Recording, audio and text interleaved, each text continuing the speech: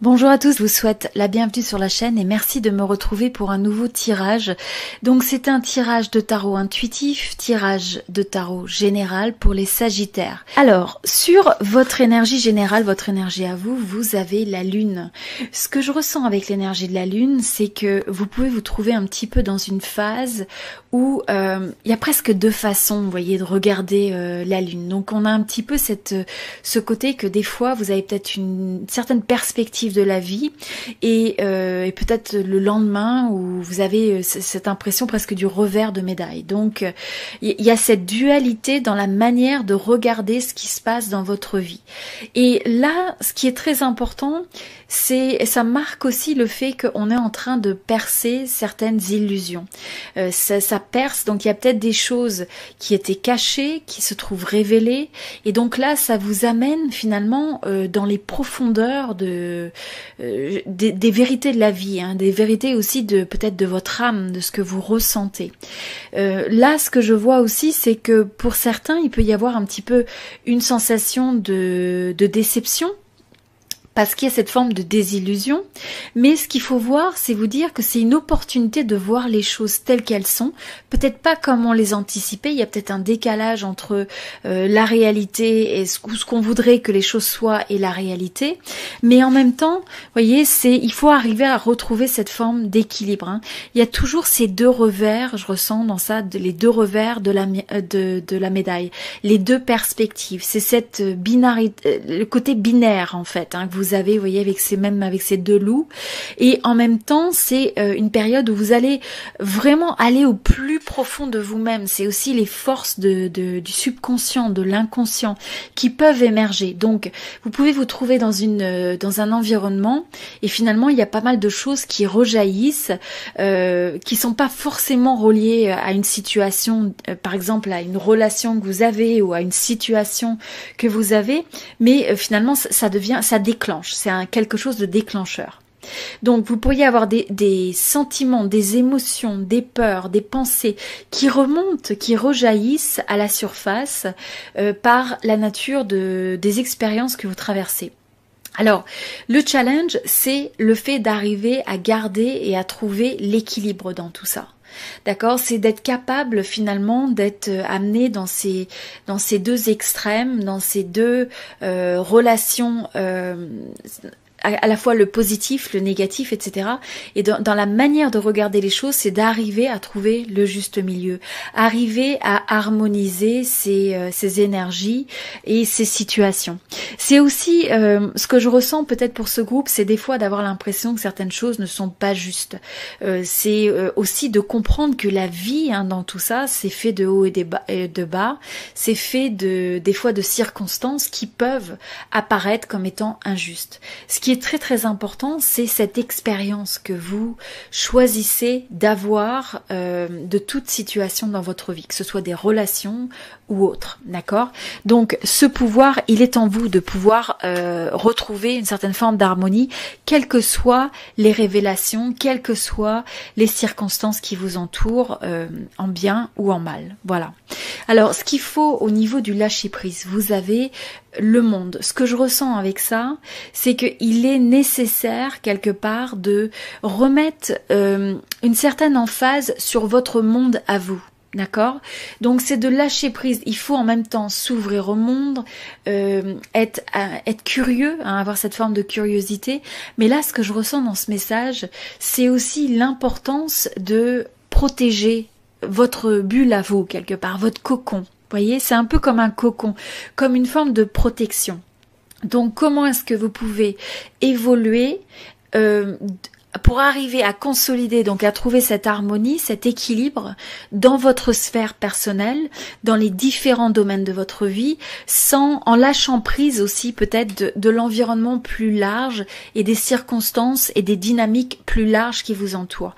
Alors bien sûr, il faut les intégrer, et c'est pas une question de renier ou d'être indifférent, mais c'est simplement de pouvoir faire attention que votre bonheur, votre expérience de vie est vraiment basée sur la manière dont vous allez appréhender, que vous allez approcher les choses.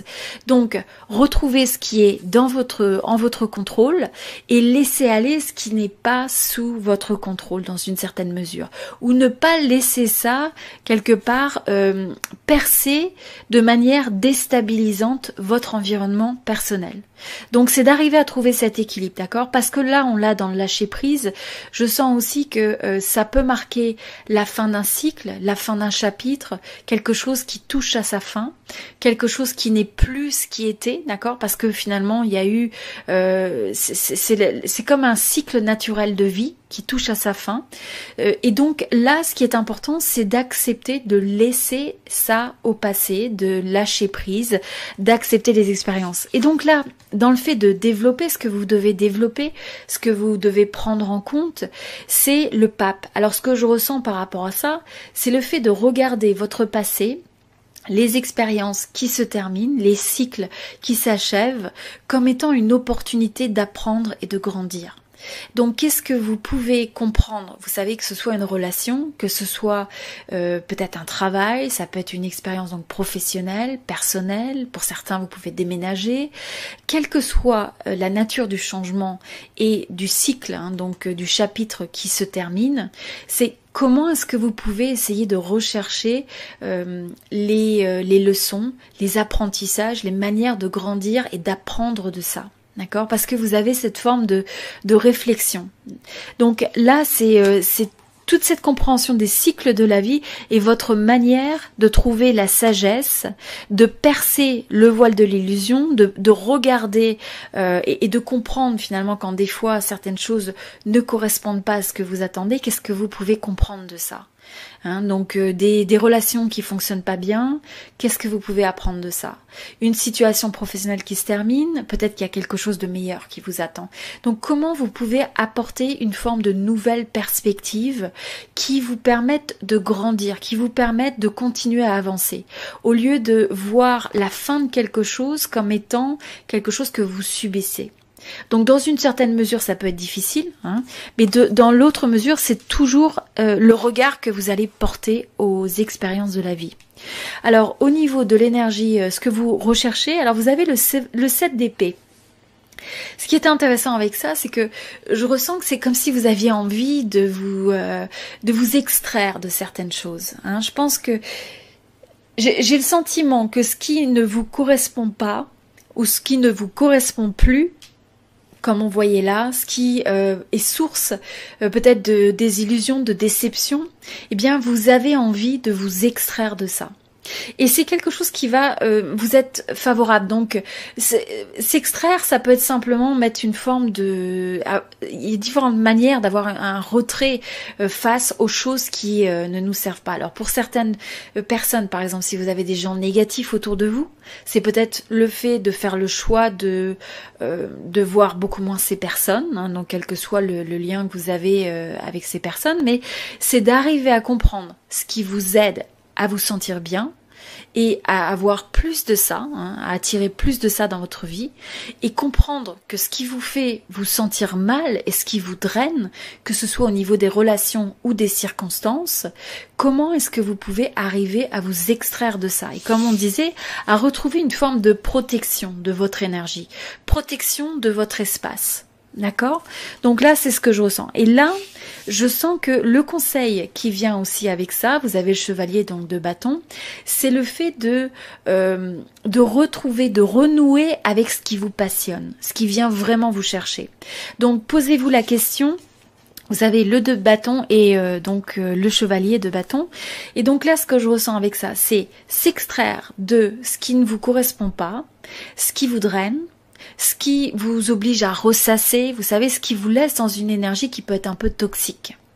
Et à la place, pour rediriger votre énergie vers ce qui vous fait vous sentir en vie, ce qui vous apporte du bonheur, de la passion, ce qui vient éclairer finalement votre cœur, votre vie, etc. Donc recherchez cette forme de flamme, cette forme de feu, que ce soit au niveau des gens avec qui vous êtes en contact, d'accord, des gens avec qui vous êtes, mais c'est avant tout, c'est ce feu, je sens, c'est à l'intérieur de vous.